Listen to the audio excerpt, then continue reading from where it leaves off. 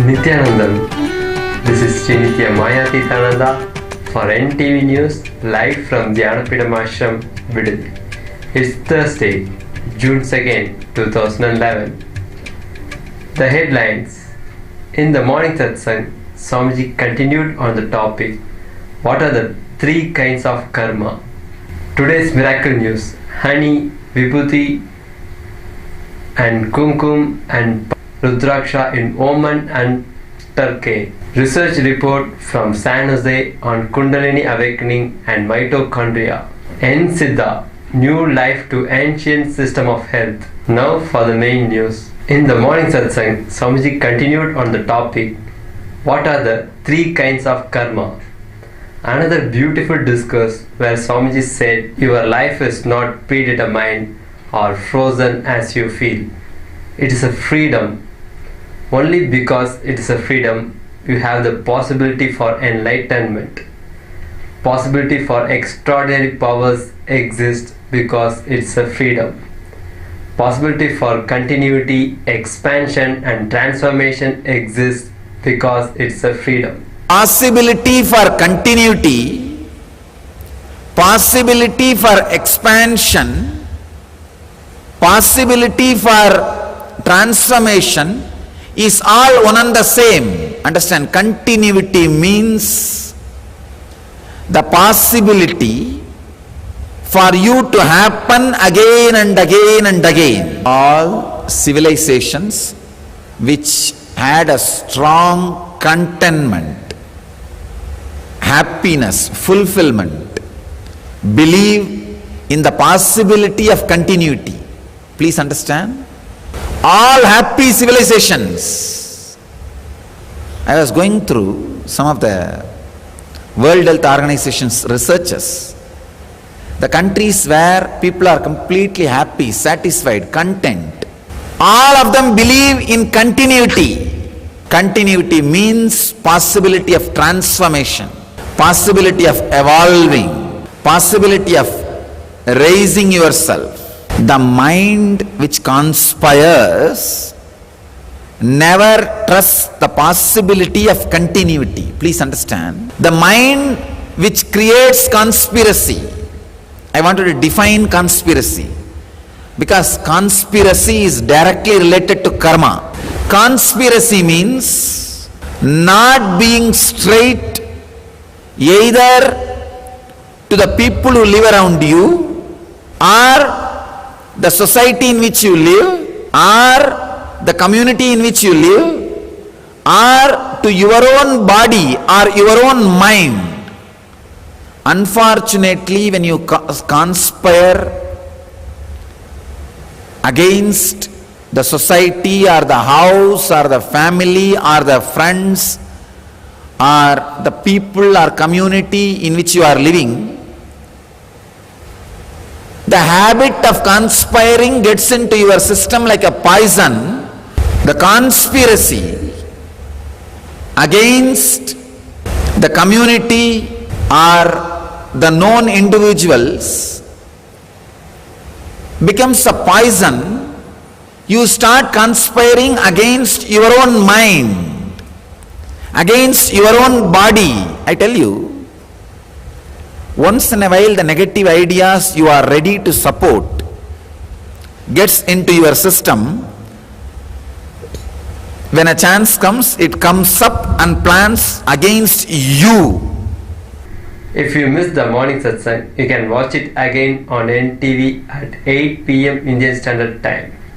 The talks will also be available on our Life Bliss Foundation channel on YouTube. Now for the interesting part, today's miracle news report. So let's start the satsang with our news. In Turkey, one of our devotee Reagan has received vibhuti in the hand. In Los Angeles, Sarvasmarana's Guru Padaga received sandalwood powder. And in Oman, Nityadevi received vibhuti, kumkum and honey. As I said, this next 1 week, I'm going to be teleporting continuously rudrakshas. So today again, Malaysia, Oman, San Jose, Los Angeles, Ohio, Phoenix, Seattle. All will receive rudraksha. I am pushing it. I will start today. Teleporting the banyan tree seed also. We got a report during the morning satsang that honey, vibhuti and kumkum was continuously appearing on Ma Nithya Devi's hands. This was followed by a beautiful panchamukhi rudraksha on her palms. She only missed out on turmeric and rice. Maybe the next time.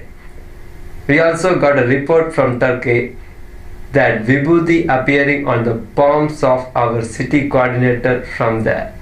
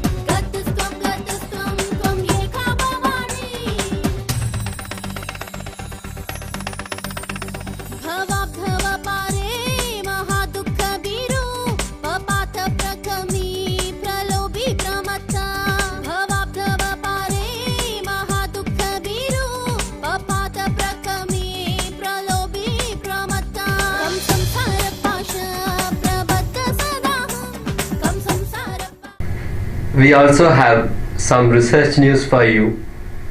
We got another report from San Jose from Dr. John, who is doing a research in San Jose Vedic temple on kundalini awakening by reading the brain waves using QEEG. We have some interesting analysis done by Dr. John and the experiences of the devotees who took part in this research. Let us take a look.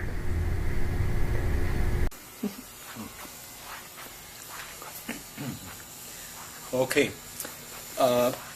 First of all, I want to thank all of you here at the San Jose Vedic Temple for setting up this wonderful opportunity to pursue more research with Swamiji's program of really transformation, human transformation, the potential to wake up and to be ready for the next ride in this amazing, fast-changing world. Tonight I had the honor of working with Raj, Mukta, and Shrika, who are all very good subjects. What that means is they let me put all this paste and cap and wires on them without complaining, and then we were able to obtain a baseline recording. Hopefully they weren't meditating already, but you can't be sure because you guys like to go there right away. And then the three subjects, we did two. We can only record one at a time, so the two gentlemen had the caps first, and then Mukta had the cap at the end. But the design of the test was to record those moments when they go into Kundalini activation. And I'm beginning to get a feeling for what this looks like now. You can see the movements, and in some instances they build and they get quite vigorous. And the subjects, you for example, would be 2 or 3 feet from your spot and moving around. So, technically, to record a good quality EG is quite challenging under those conditions because you can't have the subject moving around very much. However, I'm delighted to say that I can record the initial burst of activity before it gets too large to shake quite vigorously, and sometimes the wires pull off, and so we get disconnections and electrodes popping and all that. I'm also very thrilled that the data that was recorded tonight resembles the data recorded last week. So last week I was able to use 2 out of 3 recordings. One recording was not of sufficiently good quality to really be much useful, but the other 2 I've even summarized them and pasted some raw EEG samples, which I shared earlier, and we can look at those if there's time too. But what this is beginning to look like is this kundalini has a EEG signature that appears to be consistent and repeatable between subjects. And this is exciting because this is exactly what you want to find when you're doing research. You want to be able to replicate your findings. So, if we do a few more here, and then I get data, for example, from the LA temple, and we begin to see the same pattern, then we really got some exciting science.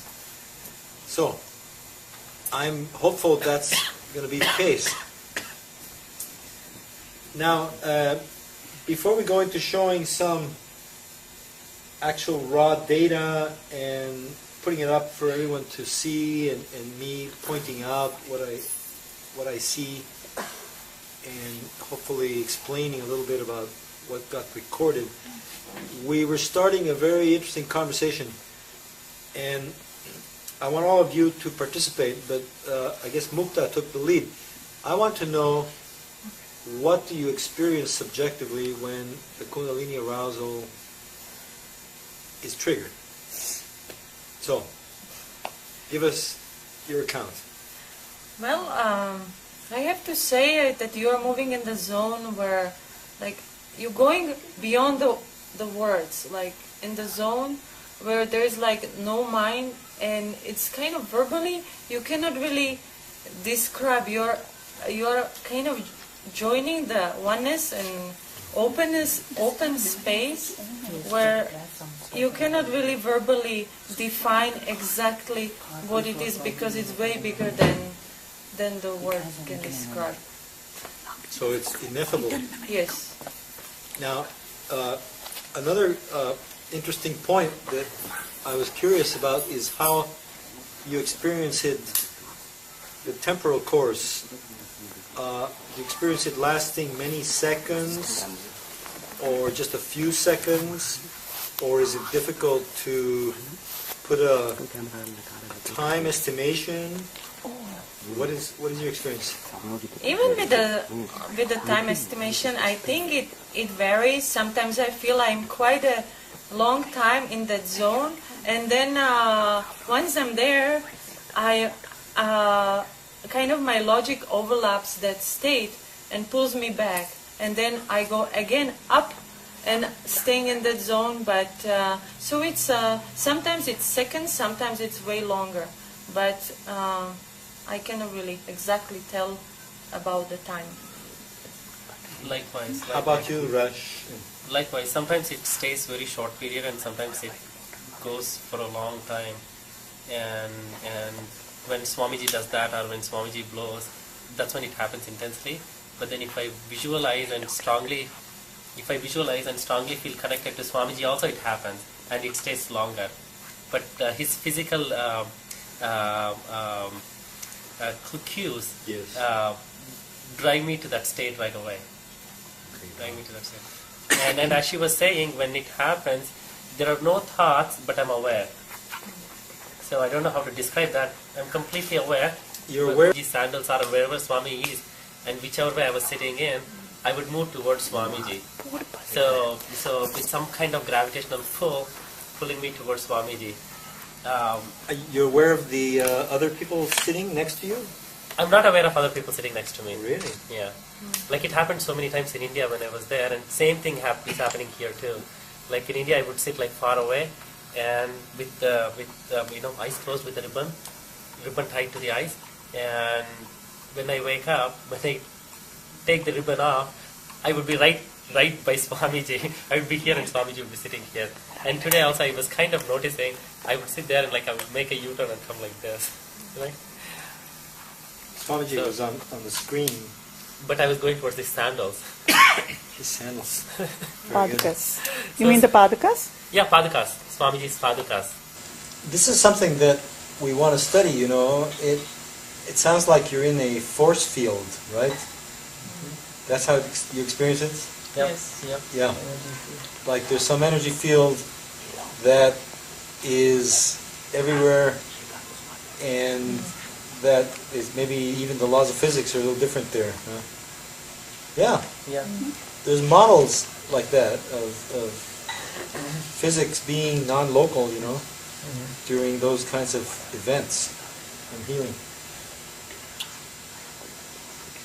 Okay, so You can start. I can start. All right. So very quickly, I'm just going to review last week because I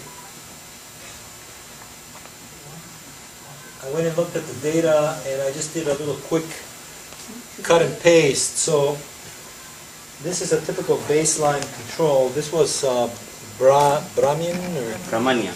Brahmanya. All right. And so the scale is 100 microvolts and the speed is 30 millimeters per second.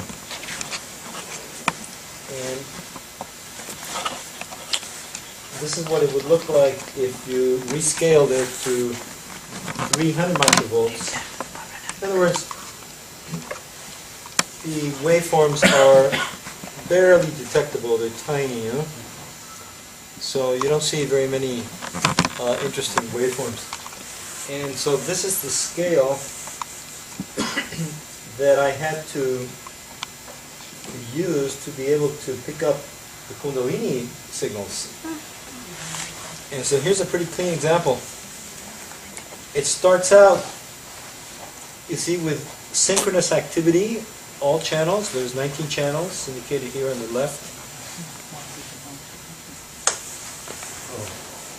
I can't point to it. If you take a look at these waveforms, these positive deflections, they appear to be,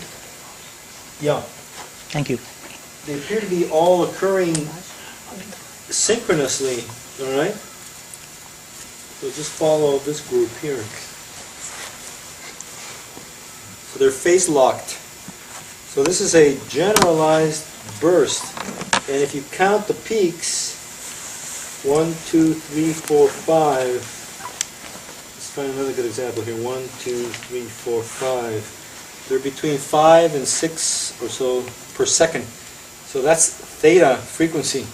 So these are synchronous high voltage theta bursts that are being recorded across all channels. Now, I can further analyze this, and I can do a little bit of detective work to locate the sources. So you see again, 1, 2, 3, 4, 5 roughly. 1, 2, 3, 4, 5. This is a shorter burst. This is lasting a second and perhaps total 1.2 or 1.3 seconds. And now the data that I'm going to show you from today has some examples that look like this. Here's another one where this is also at 300. These are a little smaller in amplitude, but same basic pattern. So, from a neurophysiological point of view, this is fascinating because it indicates that the brain is going to the same place when this kundalini activation occurs. And especially, I feel more confident in saying that after tonight's data because it looks very similar to this. We had some very vigorous kundalini activation, so the data is not as clean, but in the case of mukta, it is. We're going to start with that one, because it's the cleanest record to share with you right now. Okay.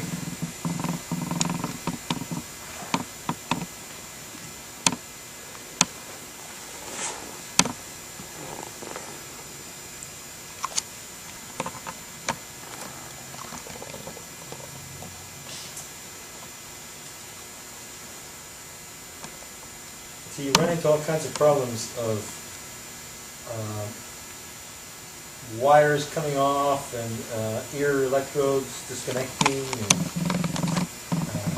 you have to be very attentive to things that are going wrong so that you can correct them. I mean, of course. Okay, this is Mukta's baseline, eyes closed, and it's not a perfect recording. There's a bit of muscle artifact, but it looks pretty good. In general, you can see alpha bursts, okay, here, and they move to central parietal sites, even frontal sites. These are 19 channels. This is like putting 19 microphones over a symphony orchestra, okay? Because each one of these lines contains many frequencies. They're all superimposed. They're all mixed in. So you do a fast Fourier transform, a frequency analysis, to separate the frequency components. So just for fun, let's do that. It'll reveal what frequencies are dominant. Okay? So here you can add color to the different frequency bands. So what are we looking at here? Each one of these graphs is one electrode location. The electrodes are in this arrangement. It's called a 10-20 international system. So F7, F3, Fc would be F7, Fz, Z is the midline. Everyone follow that? Mm-hmm. Okay, so we would have left brain.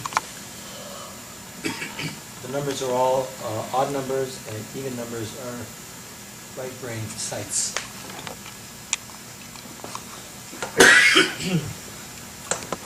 So what you see here is a very dominant alpha peak, shown as yellow. Just like you, her alpha is fast. Remember, we saw you have a similar kind of pattern. I wonder if it happens because of meditating a lot. That's another question too. So what I'm talking about here is that this is 10 hertz.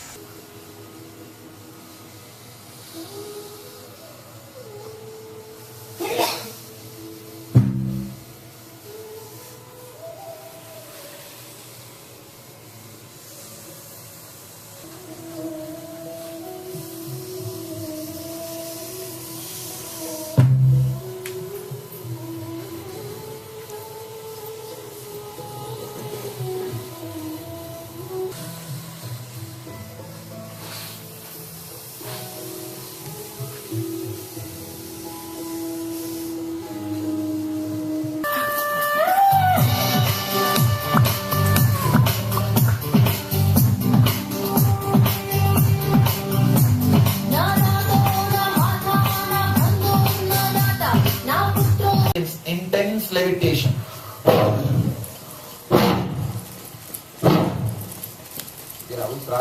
The blue shirt or white shirt? Blue. White. Huh? Blessings.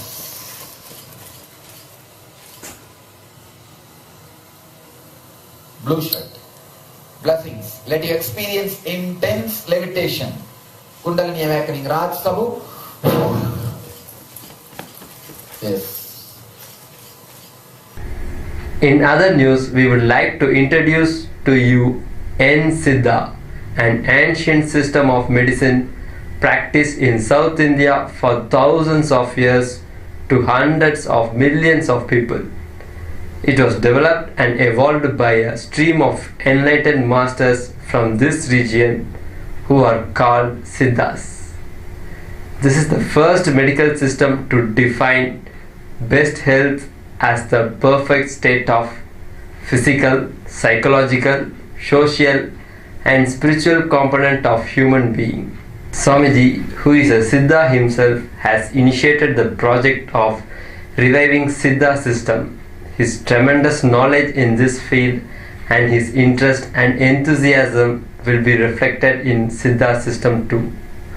As a part of this project, the organization shares the Siddha system, works with the Siddha doctor and develops new Siddha products that are proven scientifically.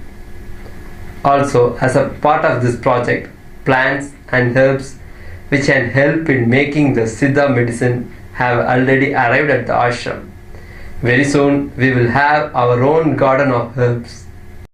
ஆனந்த நித்யன் தந்த ஆனந்தலிங்கம் இனி நீக்கும் உயிர் காக்கும் ஞான ஒளியாக பூத்த நித்யானந்தன் தந்த உயர்லிங்கம் ஆதிலிங்கம் ஜோதிலிங்கம் அற்புதலிங்கம் ஞானலிங்கம் நித்யன் தந்த ஆனந்தலிங்கம் ஆதிலிங்கம் ஜோதிலிங்கம் அற்புதலிங்கம் ஞானலிங்கம் நித்யன் தந்த ஆனந்தலிங்கம்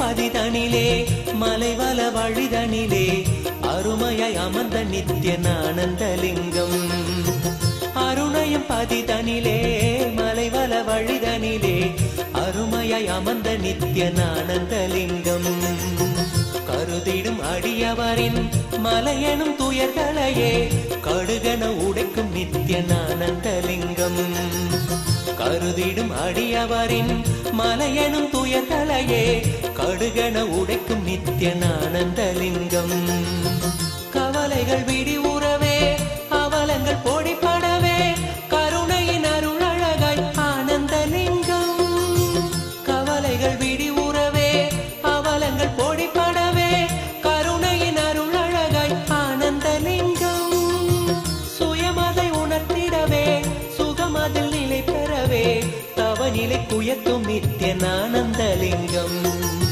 சுயமதை உணர்த்திடவே சுகமதில் நிலை பெறவே தவநிலை குயத்தும் நித்யன் ஆனந்தலிங்கம் தவநிலை குயர்த்தும் நித்யன் ஆனந்தலிங்கம் ஆதிலிங்கம் ஜோதிலிங்கம் அற்புதலிங்கம் ஞானலிங்கம் நித்யன் தந்த ஆனந்தலிங்கம் ஆதிலிங்கம் ஜோதிலிங்கம் அற்புதலிங்கம் ஞானலிங்கம் நித்யன் தந்த Ananthalingam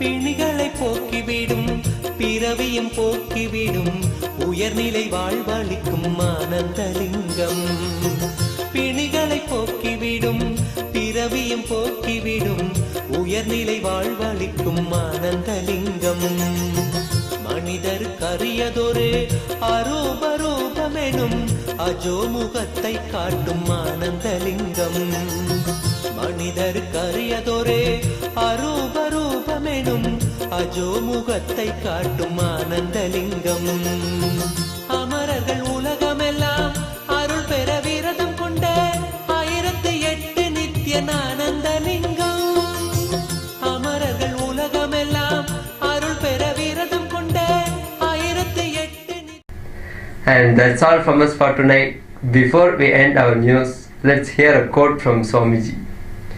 Seriousness is paying undue importance to something at the cost of everything else. Thank you for joining us. Tune in for more updates tomorrow on NTV Nithyananda.